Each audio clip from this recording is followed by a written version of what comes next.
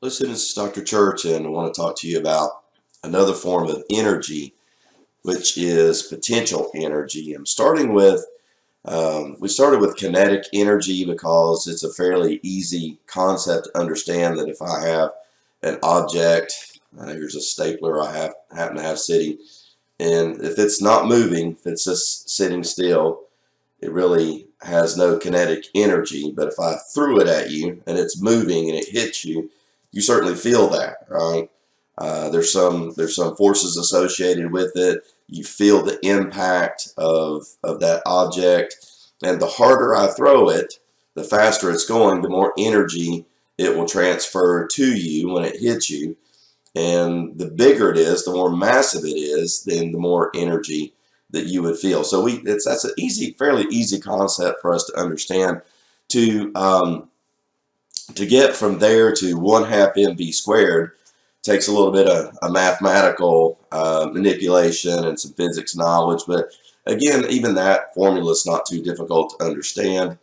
It's the function, kinetic energy is a function of mass and velocity. Seems reasonable.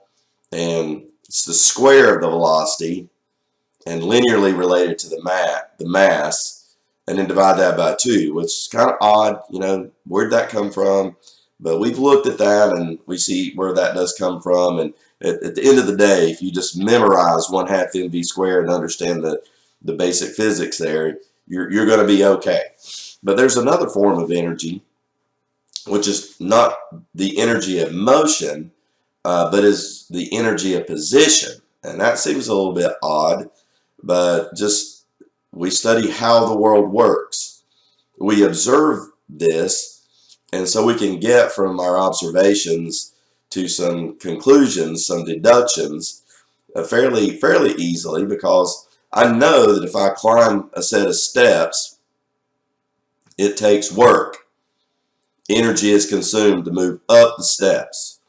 All right. Now, if I put a big weight on my back, a pack, and I climb up those set of steps, it gets harder. More energy has to be exerted. And so, again, there's some function of mass. If I go up, then there's some energy required to go up, some work done. The heavier the object that I'm lifting, the more work I have to do. And the higher it goes, the more work that I have to do. And so that is a form of potential energy, and it's the energy of position. Okay?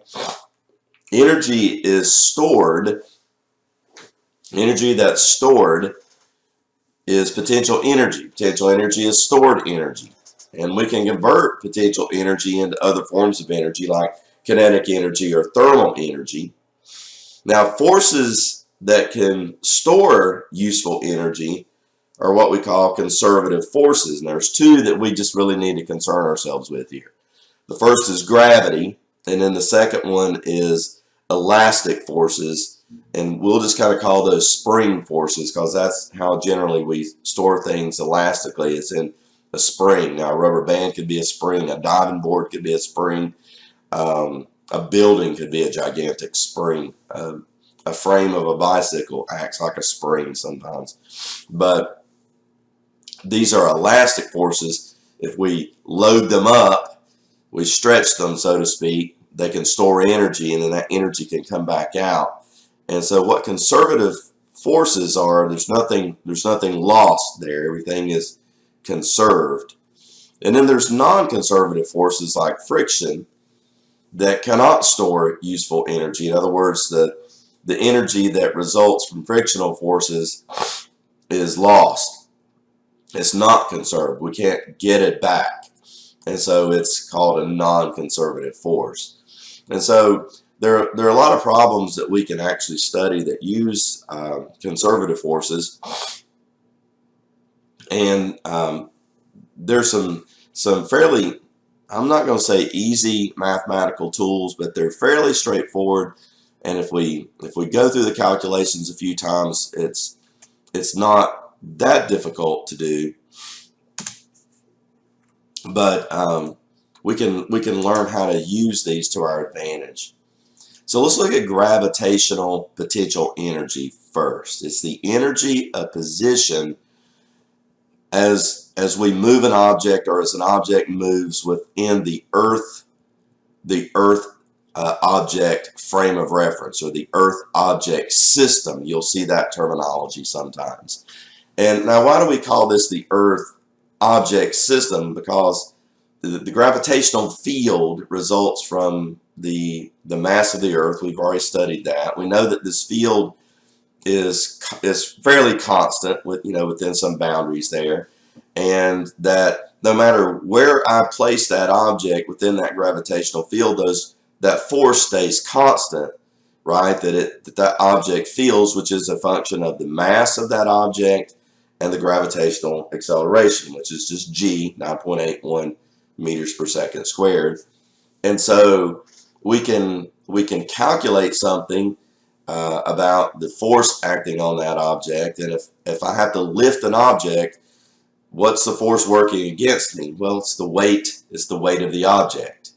Okay, and so like that's what we see here. Here's the Earth, right? I'm going to lift a book through some distance, dy or h. Sometimes you'll see either one of those. And so I'm going from some position to another higher position. And what is the force that would be required to do that? Well, I've got to have a force at least greater than the weight of the object, the weight of the book in this case, in order to lift it, to unbalance it. That my force has to be greater than its weight. I'm a weight lifter, you guys know that. I can say, let's say I go in and bench press 200 pounds, then I need to supply a force greater than 200 pounds to lift that bar off my chest, else it ain't moving. It's not going anywhere. And if I can't do that, then I'm stuck. I'm in trouble. So, the more weight I put on that bar, the more force I have to exert, right, in order to lift it. And when I lift it, it has the potential, right, to fall back down and redeliver that energy back to me. But the change in gravitational potential energy is proportional to the change in height. Okay, and so the higher it goes, the more energy it takes to get it there. And these things seem fairly obvious, right? And fortunately, the calculation to derive potential energy is a fairly obvious calculation too. If we looked at, well, it's hard to write on this thing. Potential energy, it's got something to do with mass, the mass of the object. It's got something to do with the height of the object, how far I lift it. This, we might even, we call that delta y, or sometimes you'll see it as delta h, change in height, or change in or sometimes you'll just see it as h. And what's assumed there is that the starting point is 0. Right, so wherever it started, that was 0, the 0 point, and so the height is just h. And then, but there's something. This is gravitational potential energy, so it almost seems obvious that it would have something to do with the gravitational field, right? And we know that. Hey, look, what's mg, right? Well, we know that that's just the force of gravity. And then if we looked at h, that's just change in position, right? And if we also know that force times x is equal to work, right? So in this case, this is just force times y, or change in position, distance. And so we would know that's equal to work, the work to lift it. And we know that that's just energy, right? We know that work and energy are related. They're the same thing. Work goes in, work comes out, energy goes up, energy goes down, and those are directly related. And so we would see that there's a relationship there, and that's what we find. Now, sometimes this is written as U sub G.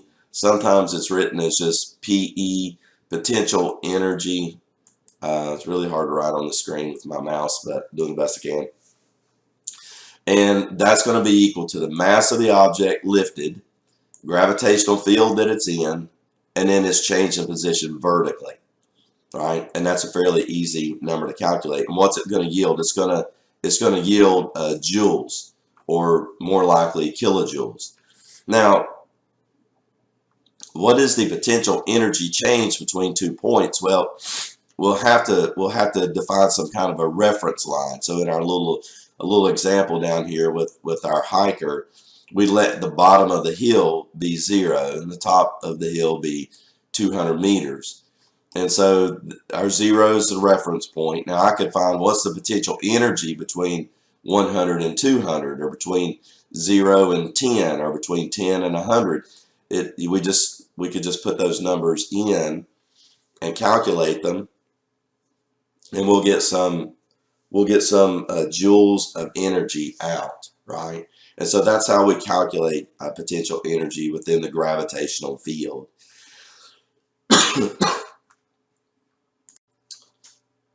Sorry about that. I actually cut that video short. I stopped it before I wanted to, but let's try again here. So we're calculating that energy change as a function of the gravitational pull, right? The gravitational forces. And so that's again a simple calculation to do.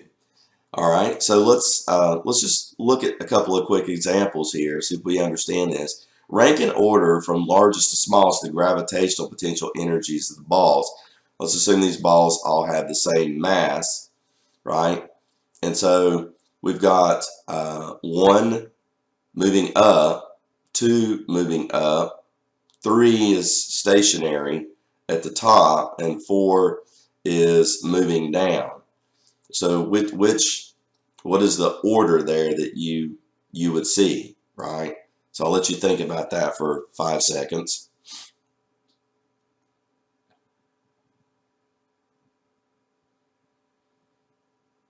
So now if increasing height gives us the potential energy, then obviously the one that's at the highest level would have the greatest potential energy, and the one at the lowest level would have the least. So it seems kind of obvious that 3 would be the highest and 1 would be the least. So the question is really what's happening here at 2 and 4, and does the fact that 2 is moving up and 4 is moving down change the potential energy at all? Is 2 greater than 4? Is 4 greater than 2, or are they just the same? And in fact, they're going to be equal. That velocity vector doesn't matter. Remember that potential energy, right, or really hard to do that, U is equal to mgh. So V is not part of that equation. Now, these kinetic energies at this point would be different based on those velocity vectors, but the potential energies are not dependent on that. It's just really dependent on position. So that's important to understand. Now here's another good little question. If we started a marble at the top of a hill, and we rolled one marble down this kind of steep slope, right, and we rolled another marble down this shallow slope, which marble is going to be going faster at the bottom? This is a conservation of energy question, and let me just warn you that it's a trick question, right? Because you think you know what's going on here, and in fact it's a bit deceptive. Is A, I guess this is A here, and this is B here. Is A going faster at the bottom? Is B going faster at the bottom because it has a longer time to roll, or is this one going faster because it gets there quicker? Are they going to be going the same, or can we not know because the mass? Can't say without knowing the mass of the marble how fast they're going at all. Which is it?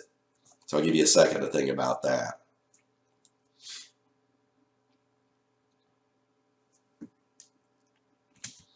And in fact, they're going to be going the same speed when they get to the bottom. That's why it's a trick question. You would think that this one is going to be going faster. You think, well, gosh, it gets there quicker. It must be going faster when it gets to the bottom.